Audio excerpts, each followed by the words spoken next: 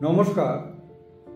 তো আমরা জন্মকুণ্ডলী যখন বিচার করি তখন ক্লায়েন্টের যে প্রশ্নটার সম্মুখীন আমরা ভীষণভাবে হই যে জীবনে কোনো আপদ বিপদ বাধা বিপত্তি অ্যাক্সিডেন্ট অপারেশন এই ব্যাপারগুলি আছে কি না। তো এই যে আপদ বিপদ বাধা বিপত্তি এই যে এই যে ভাব, এই ভাবটা হলো অষ্টম ভাব।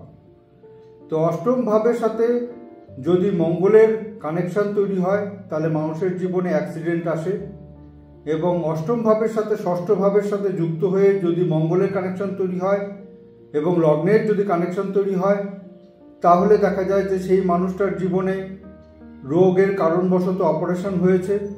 সেই অপারেশন বা সেই অ্যাক্সিডেন্ট আমাদের জীবনে কি কোনো ফেটাল হতে পারে কি না সেটা বুঝতে গেলে আমাদেরকে দেখতে হবে যদি 11th হাউসের কানেকশন আসে, যদি রবি এবং বৃহস্পতি চলে আসে তখন বুঝতে হবে যে সেখান থেকে তার রিকভারি আছে।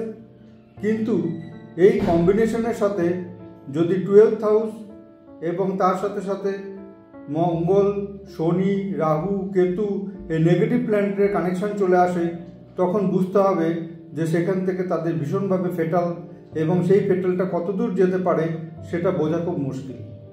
নমস্কার।